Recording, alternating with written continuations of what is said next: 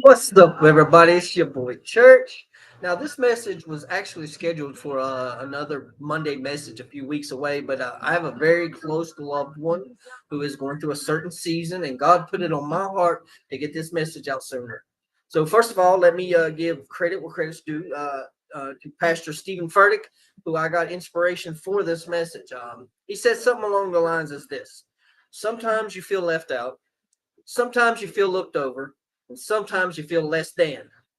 That's not God trying to curse you. That's God giving you a quiver.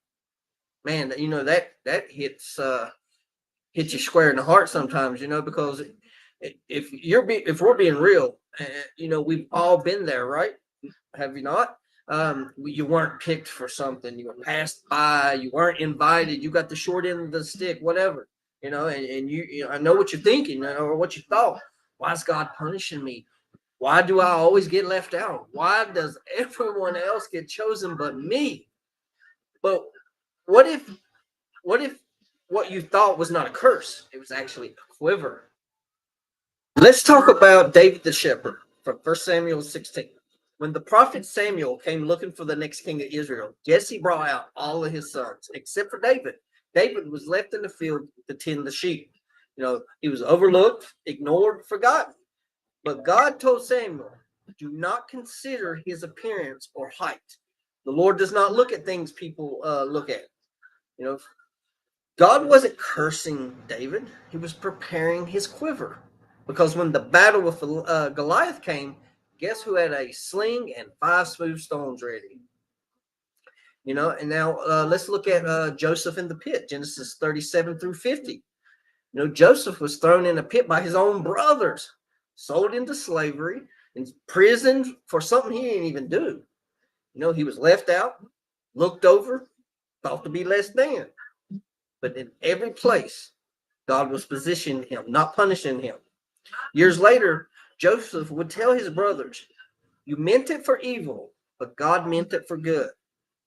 The pit was not a curse. It was a quiver holding arrows of destiny. And in recovery, let's think about us in recovery. If you've ever felt like you were on the outside looking in, if you ever felt forgotten, underestimated, or unseen in your journey, hear me clearly. That's not a punishment. That's preparation. Recovery often feels like we're being behind. Everyone else seems to be further ahead. They got better jobs, rebuilt their families faster, they have more clean time. But you're not being behind. You're being refined. Not behind, refined. You know, that pulse you feel, that season of waiting, that sense of being unseen, that's God sharpening your arrows. Even in the big book, Alcoholics Anonymous, in the section the family afterward, it says pain is the touchstone of all spiritual purposes. It's in the discomfort when we feel left out or overlooked that God is often doing His deepest work. We can refer to in a basic text when it says about step 3, it says we begin to understand that God's plan for us is better than anything that we have ever imagined. Just think about that for a minute. When we've surrendered to that plan, when we have surrendered to that plan, we realize that being overlooked was actually God looking out. At the Hopper House Community Church, we don't just speak to the people in the mountaintops. We minister to those still in the valley, to the forgotten, to the overlooked, to the left out. If this message speaks to you and about you, to you in your journey, help us delivering these messages to the next person who feels like they don't matter.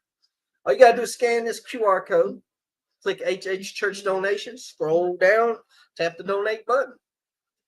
Every dollar helps us remind someone you're not being cursed, you're being carried.